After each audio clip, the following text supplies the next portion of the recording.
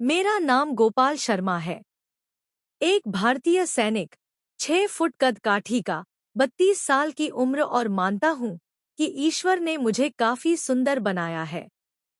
यह आज से 6 साल पहले की बात है, जब मैं अपनी सेना से 1 महीने की छुट्टी पर अपने पैतृक गांव रामपुर आया हुआ था।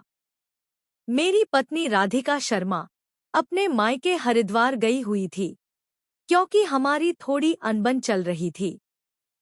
मेरी आदत थी कि मैं घर से अलग अपनी बैठक, जिसे हम चौपाल भी कहते हैं, मैं अपना समय बिताता था। मेरे मित्रगण वहीं आकर बैठते। हम गपशप करते, बॉलीवुड की फिल्में देखते और समय बड़े मजे से बीत जाता था। हमारे घर के ठीक सामने हमारे रिश्तेदारों का घर था, जो अब देहरादून स्थानांतरित हो गए थे और अपना मकान किराए पर दे दिया था, ताकि वह खराब ना हो। जो किराएदार थे, उनमें 35 साल की एक महिला थी, जिनका नाम सुभद्रा देवी था। उनकी 3 बेटियां थीं, जिनके नाम सोहा, स्मृति और सरिता थे। सोहा 10वीं कक्षा की छात्रा थी। सांवले रंग की छोटे कद वाली एक खूबसूरत लड़की थी। उनके घर का माहौल काफी खुला हुआ था। सुभद्रा देवी और उनकी बहन, जिन्हें हम मासी जी कहते हैं, केवल धन दौलत को महत्व देती थी। मेरा एक दोस्त था जीशान वर्मा, जिसे मैं प्यार से शानू कहता था। वह मेरे बहुत करीब था। हम अपनी हर बात एक दूसरे से साझा करते थे। एक दिन शानू आया तो मैं थोड़ा शांत था। शानू ने वजह पूछी तो मैंने कहा, यार बहुत दिन हो गए अपनी गर्लफ्रेंड से बात नहीं की, उसकी बहुत याद आ रही है। मेरा यह कहना था कि शानू हंसने लगा और बोला, हाँ तुम कहो तो अभी किसी लड़की से दोस्ती करवा दूं। मुझे उसकी बात का यकीन ना आया तो उसने मुस्कुराते हुए किसी का नंबर मिलाया और कुछ फुसफुसाहटे करके फोन बंद कर दिया और बोला, आ रही है। मैंने कहा, ओ बता तो सही कौन है। शानू रहस्यमयी मुस्कान के साथ बोला, खुद ही देख लेना जब आएगी। शानू ने मेरे कंधे पर हाथ रखा और बोला, लो तुम्हारे लिए ही इनको बुलाया है, जो बात करनी है करो। मैंने शानू से कहा, यह क्या है? शानू बोला, नारी है और क्या। मैंने कहा, मेरा मतलब है तुम्हारा इनसे क्या संबंध है? शानू बोला, यार इनसे पैसे चाहिए और हमें इनसे दोस्ती करनी है। मैं बोला, अच्छा कितने पैसे? शानू उठते हुए बोला, वह मेरा और इनका मामला है। फिर शानू बोला, मैं जरा घर का चक्कर लगाऊं, तुम इनसे बातें करो। यह कहते हुए शानू दरवाजा खोलकर बाहर निकल गया। इस दौरान सुभद्रा देवी हमारी बातें सुनकर बैठी मुस्कुराती रहीं। वीडियो पर आगे बढ़ने से पहले यदि आपने हमारे चैनल को सब्सक्राइब नहीं किया है तो कृपया सब्सक्राइब करें और उसके बगल में घंटी को चालू करें। एक रहस्यमयी मुलाकात और सोहा की नज़र। मैंने शानू के बाहर जाने के बाद उठकर दरवाजे को अंदर से कुंडी लगाई और सुभद्रा देवी के पास जाकर बैठ गया। सुभद्रा देवी ने मुस्कुराते हुए कहा, क्यों, क्या हुआ? मैं बोला, कुछ नहीं, बस अचानक आपको ऐसे ठीक सामने देखा तो चौंक गया हूँ। सुभद्रा देवी खूबसूरत मुस्कान लाते हुए बोली, वह तो यह बात है। कुछ देर सुभद्रा देवी से प्रेम भरी बातें करने के बाद सुभद्रा देवी मेरी तरफ मुस्कुरा कर देखती हुई बोली, धन्यवाद। मैंने हैरान होते हुए पूछा, किस बात का धन्यवाद? सुभद्रा देवी एक अदा से मुस्कुराती हुई बोली, अभी समय नहीं, रात को बताऊंगी विस्तार से। मैं हंसते हुए कहा, अच्छा ठीक है। फिर मैंने दरवाजे की कुंडी खोली और बाहर गली में देखा। गली खाली थी। मैंने सुभद्रा देवी को मुस्कुरा कर देखा और कहा कि गली खाली है। सुभद्रा देवी जब दरवाजे से बाहर जाने लगी तो मैंने उन्हें आवाज दी और कहा, रुको, एक बात सुनो। सुभद्रा देवी एक अदा से वापस हुई और मेरे हाथ को पकड़कर बोली, जान फिर मिलेंगे।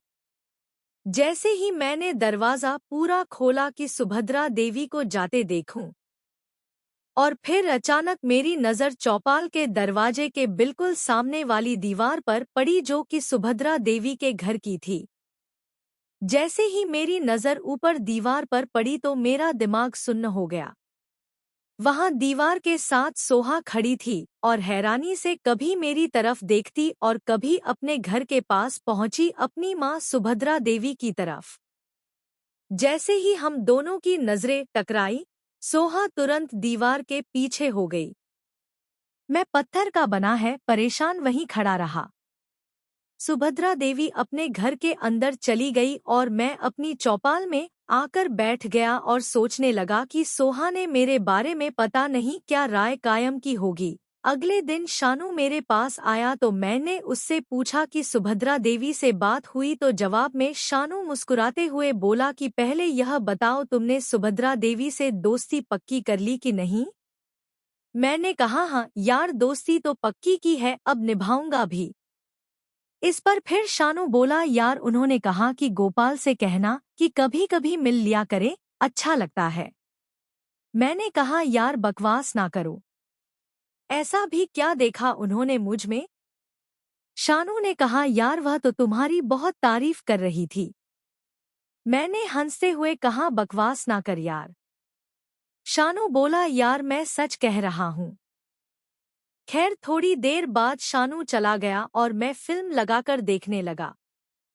सोहा का प्रेम स्वीकार। फिल्म देखते देखते अचानक मेरी नज़र सामने वाली दीवार पर पड़ी तो सामने सोहा की छोटी बहन सरिता बैठी थी। जब मैंने थोड़ा गौर से देखा तो मुझे महसूस हुआ कि सोहा भी छुप के खड़ी है अपनी बहन के साथ। मैंने सोहा को पुकारा कि सामने आओ, तो सोहा ने शर्माते हुए अपना सिर दीवार की ओट से बाहर निकाला। मैंने सोहा से पूछा कि क्या बात है, तो सोहा ने सिर के इशारे से कहा कि कुछ नहीं, और दीवार के पीछे हो गई।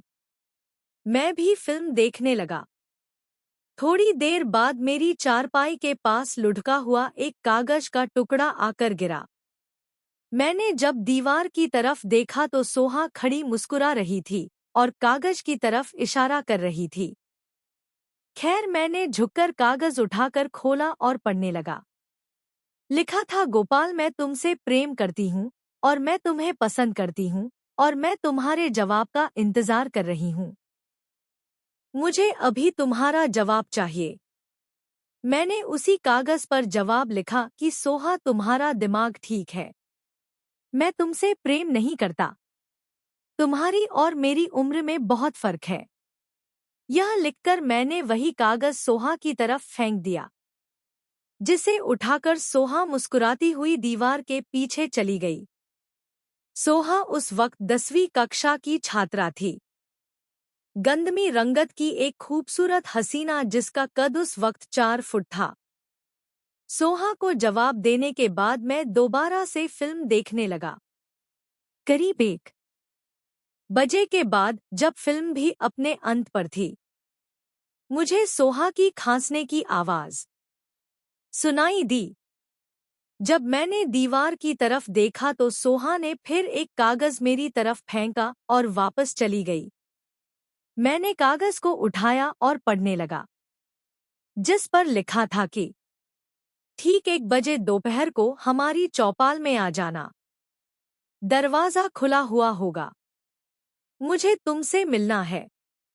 एक गुप्त मुलाकात और पकड़े जाने का डर। यह पढ़कर मैं सोचने लगा कि मुझे सोहा से मिलने जाना चाहिए या नहीं। डर भी था कि कहीं कोई देख ना ले, क्योंकि सोहा की चौपाल का दरवाजा मेरे घर के बिल्कुल सामने था और ज्यादा खतरा था कि हमारे घर से किसी की नजर पड़ गई। मुझे सोहा की चौपाल में दाखिल होते वक्त तो बहुत बेइज्जती होगी।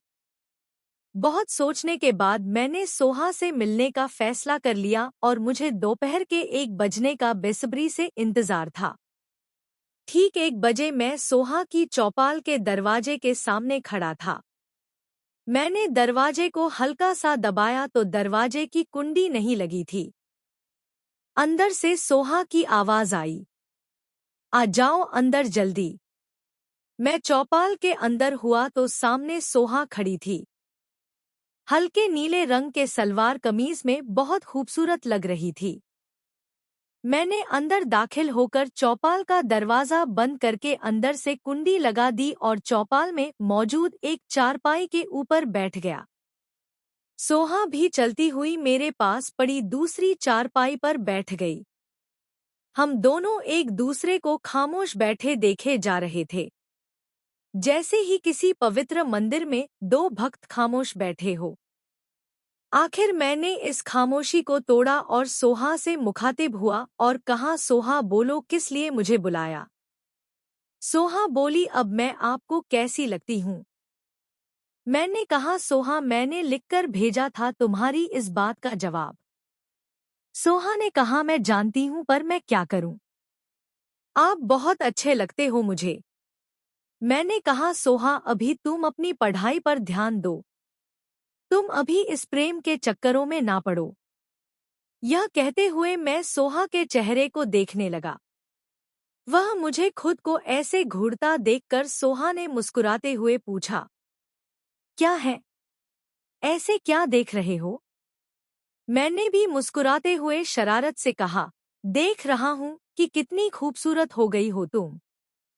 मेरे अर्थपूर्ण अंदाज में कही हुई बात को समझकर सोहा शर्मा गई। फिर मैंने कहा, इतनी दूर क्यों बैठी हो? यहाँ आओ, बैठो मेरे पास। यह कहते हुए मैंने हाथ बढ़ाकर सोहा के हाथ को पकड़ा और उसको अपने पास बिठाया। तभी चौपाल का अंदर वाला दरवाजा जो घर में खुलता था, उस पर जोरदार दस्तक होने लगी। सोहा ने आवाज दी, कौन है? क्या हुआ? तो बाहर से उसकी छोटी बहन सरिता की आवाज आई कि दीदी माँ आ रही है। सोहा ने बिजली की तरह उठकर चौपाल का बाहर वाला दरवाजा खोला और मुझे जल्दी जाने को कहा। मैं तुरंत बाहर आया और अपनी चौपाल का दरवाजा खोलकर टीवी ऑन करके बैठ गया। शीला का रहस्य और नियति का खेल। 5 मिनट बाद सुभद्रा देवी एक और जवान महिला के साथ मेरी चौपाल के सामने से गुजरी। सुभद्रा देवी और वह दूसरी महिला भी मेरी तरफ ही देखकर मुस्कुरा रही थी। शाम का खाना घर में खाकर मैं फिर से अपने ठिकाने में आ बैठा। सुहा के साथ गुजरे पल अभी तक मेरे जहन पर छाए हुए थे, जैसे दिवाली की रोशनी हर जगह छा जाती है। आखिरकार फिर मैंने सुभद्रा देवी का नंबर मिलाया, जो कि मैं दिन को शानू से ले चुका था। फिर सुभद्रा देवी ने कॉल अटेंड की। मैंने कहा, हेलो, कैसी हो? सुभद्रा देवी बोली, ठीक हूँ, तुम कैसे हो? मैंने कहा, ठीक नहीं हूँ। सुभद्रा देवी बोली, क्यों, क्या हुआ श्रीमान को? फिर सुभद्रा देवी बोली, अच्छा बताओ कैसे फोन किया? मैंने कहा, तुम फुर्सत में हो तो आओ ना, मैं इधर ही बैठा हूँ। सुभद्रा देवी ने कहा, यार इस वक्त तो मैं नहीं निकल सकती घर से। मैंने कहा, यार आ जाओ ना। क्या है? सुभद्रा देवी ने कहा, समझा करो ना, मजबूरी है। मैं बोला, यार कोई नहीं मजबूरी, घंटे भर के लिए आ जाओ तुम। सुभद्रा देवी ने कहा, अब मैं कैसे समझाऊं? मैं बोला, मुझे नहीं पता, मुझे तुमसे एक जरूरी बात करनी है। फिर सुभद्रा देवी आगे से थोड़ी देर खामोश रही। मैंने कहा, क्या हुआ? सुभद्रा देवी ने झिझकते हुए कहा, एक काम हो सकता है। मैंने बेताबी से कहा, वह क्या? सुभद्रा देवी ने कहा, अगर इतनी ही जरूरी बात है तो मैं अपनी छोटी बहन को भेज देती हूँ, उसे बता दो, वह मुझे बता देगी। मैंने हैरत से चिल्लाते हुए कहा, क्या? कौन सी छोटी बहन? सुभद्रा देवी इत्मीनान से बोली, वही जो मेरे साथ आ रही थी दिन को, शीला देवी नाम है उनका। मैंने कहा, पर वह कैसे आएंगी मिलने मुझसे? सुभद्रा देवी ने कहा, जैसे मैं आई थी। मैंने सोचते हुए कहा, ठीक है भेजो। सुभद्रा देवी मुस्कुराते हुए बोली, अच्छा भेजती हूँ। फिर मैं अत्यंत बेताबी से सुभद्रा देवी की बहन शीला देवी का इंतजार करने लगा। 5 मिनट के बाद शीला देवी चौपाल के खुले दरवाजे से अंदर दाखिल हुई। छोटा सा कद, लगभग 4 फुट। मुझे इस तरह खुद को घूरते देखकर शीला देवी खनकती हुई आवाज में बोली, देखते ही रहोगे या दरवाजा भी बंद करोगे? मैंने चौंकते हुए चौपाल का दरवाजा बंद किया और अंदर से कुंडी लगा दी और साथ ही खिड़की पर लगे पर्दों को अच्छी तरह से बराबर कर दिया। अब बाहर से अगर कोई खिड़की के साथ आंख लगाकर भी देखता तो अंदर कुछ नजर न आता। यह करके मैं चलता हुआ शीला देवी के साथ आकर उसी चारपाई पर बैठ गया और शीला देवी की तरफ देखकर मुस्कुराते हुए पूछा कि आप कैसी हैं? शीला देवी बोली, यह तो तुम बताओ कि मैं कैसी हूँ। मैंने कहा, वाह, आप तो बहुत प्यारी हैं। कुछ देर बातें करने के बाद चौपाल के दरवाजे पर तेज दस्तक हुई। ठक ठक ठक। दरवाजे पर दस्तक की आवाज के साथ ही सुभद्रा देवी की आवाज आई, जल्दी दरवाजा खोलो। मैं सुख और इत्मीनान से एक लंबा सांस लेकर दरवाजे की तरफ चल पड़ा। जैसे ही मैंने दरवाजा खोला तो सुभद्रा देवी तुरंत अंदर आकर शीला देवी की तरफ बढ़ी। फिर सुभद्रा देवी शीला देवी के पास बैठते हुए मुझे घूर कर बोली, कुछ ख्याल है तुम्हारी बातें करने की आवाजें कहाँ तक जा रही थी? यह तो शुक्र है घर में मेरे अलावा सब सो चुके थे, वरना सब यहाँ आ जाते। थोड़ी देर इन दोनों के जाने के बाद मैं अपनी चारपाई पर लेट गया और सोचने लगा, यह माया भी अजीब चीज है। क्या क्या करवाता है बंदे से। कितने अपनों को अपनों से दूर कर देता है, कितने भाइयों को भाइयों का दुश्मन और कितने अजनबियों को दोस्त बना देता है। अजीब रंग है इस दुनिया के। बस यही सोचते पता नहीं मैं कब गहरी नींद में खो गया।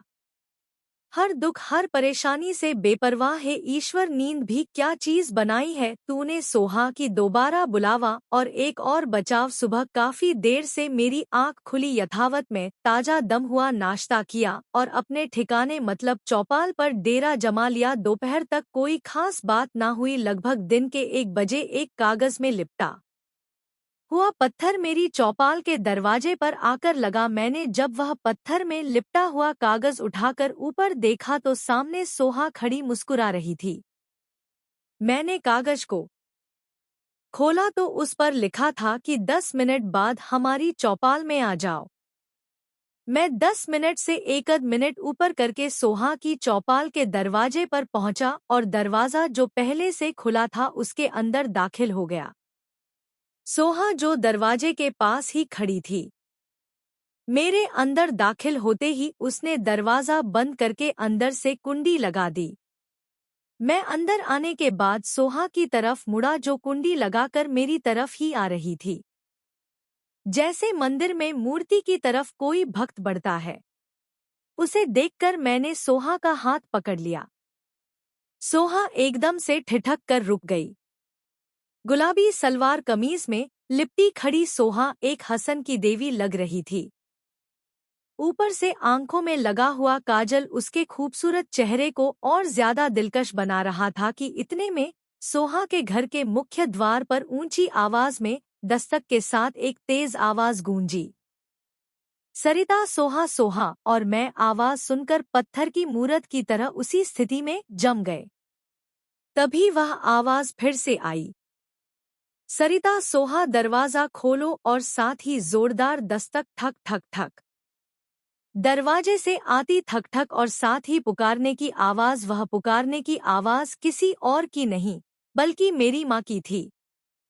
मैं एकदम पत्थर की मूरत बना सोहा के साथ बैठा था।